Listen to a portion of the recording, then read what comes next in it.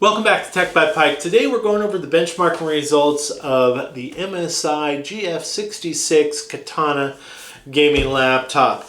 The specs on this laptop, it has an Intel Core i7-12650H processor, has the RTX 3070 Ti. It also has a 1TB SSD on this particular model, 720p camera.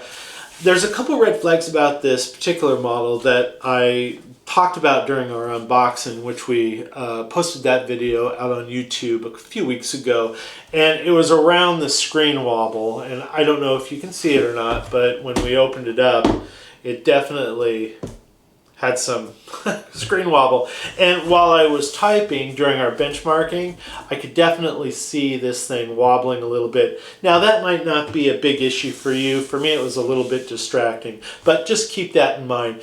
We're going to go over the benchmarking. We did some gaming. I'll have some final thoughts at the end. Let's get into it. Okay, this is the built-in microphone on this laptop. I'm going to type a little bit. I already did a couple tests already. The camera's actually not too bad, but the mics are terrible. And you can hear the typing just a little bit. Good for Zoom calls, I'm guessing. Conferencing calling of any sort. We're going to test out the speakers here with some music. We're at 40%.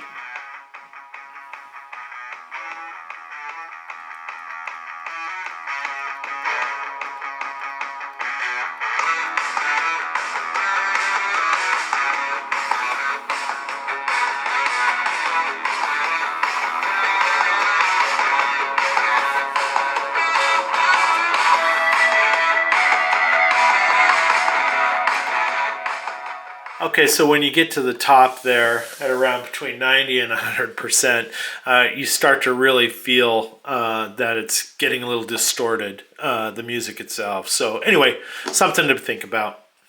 The MSI laptop here comes with the MSI Center. It's a proprietary software where you can go and do some hardware monitoring, CPU usage, GPU usage, fan speeds, and then under the features tab here, you got some gaming modes, and then you got user scenario where you can choose extreme performance, balance, silent, and super battery. Under the extreme performance, if you hit the gear here, you can do a GPU clock offset and the VRAM clock offset, and you can manipulate that up to 200 megahertz on both sides. And then also you can manipulate the fan speeds, cooler boost, you have an advanced here, and then just auto will go to cooler boost. And this is what the fan sounds like when it's on high.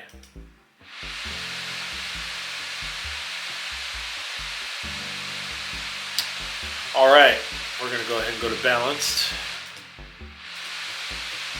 And under the support tab, you got live update, system info, which you can see right there.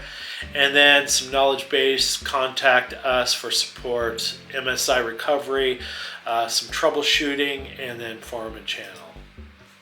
We performed some screen tests with our Spyder X Pro, and they weren't very good, to be honest with you, a little lackluster. 65% of sRGB. Then we got 48% of Adobe RGB and 48% of P3.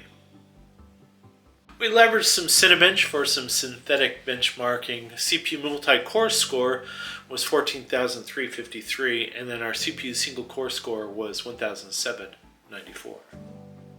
We performed some synthetic benchmarking using 3D Mark with TimeSpy, Firestrike, and a CPU profile benchmarking tool. So for TimeSpy, we got a graphics score of 10,524, CPU score of 11,389, and 10,645 to comparisons online.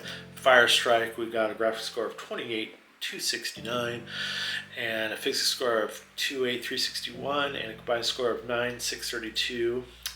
And then we also did, like I said, a CPU benchmarking. And you can see here from max threads all the way down to one thread. You can see temperatures and clock frequencies.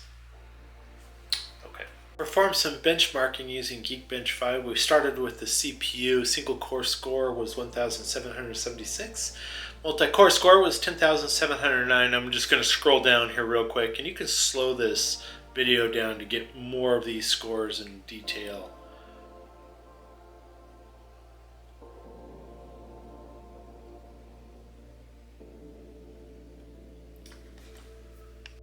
The OpenCL score utilizing Geekbench 5 for this laptop is 112,842. I'm going to scroll down for some more details on this score.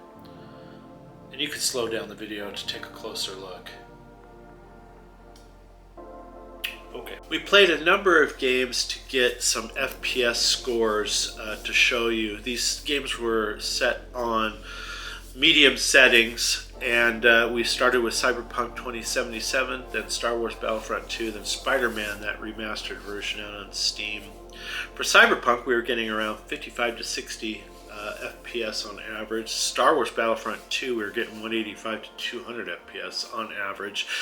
With Star Wars, we started at Ultra, and it continued to crash. We went down to high.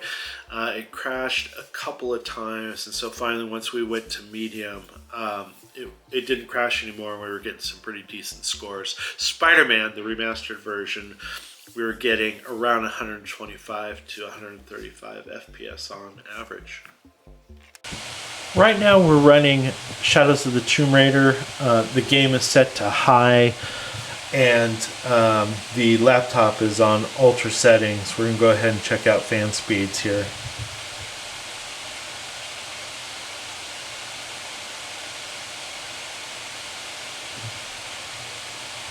So around 59.5 decibels. Checking out Shadow of the Tomb Raider. Laptop set on ultra settings, and the game is on ultra as well. Looks like we're getting around 41 Celsius on the keyboard, right above the graphics and card and CPU. Palm rests are lower at around 22 on both sides.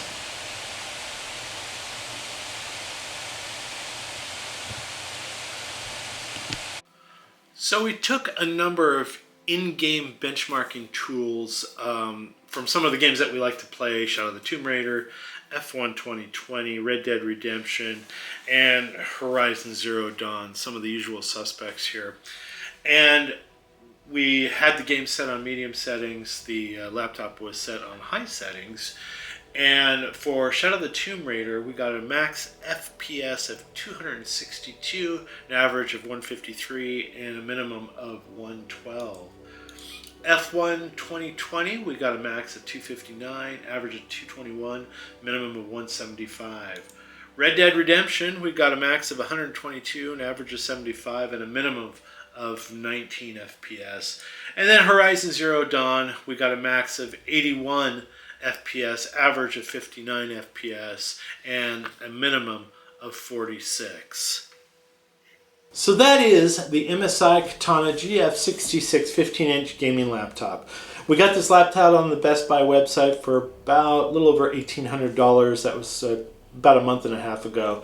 I checked the website this morning, and it came down about $300. It's going for just a little over $1,500. So that's great news, and I think that's an appropriate price point for this particular laptop, just based on the performance, and the screen wobble here was a little bit of a red flag. Now, that may not bother you. It bothered me when I was typing. It was wiggling a little bit, and it was a little bit of a distraction. But the laptop is pretty solidly built. It had plenty of I/O, and there was quite a bit of opportunity for upgrading the internals, so that's good news. Lots of exhaust for keeping this laptop cool while playing AAA games, and it looks pretty decent, so that's great. Anyway, if you like this video, go ahead and hit the like button. If you want to see more videos like this from Tech by Pike, hit the subscribe button. We appreciate it. Helps the channel. Not only that, gives us an opportunity to bring more videos like this to you, and for that, we thank you. We'll see you in the next one.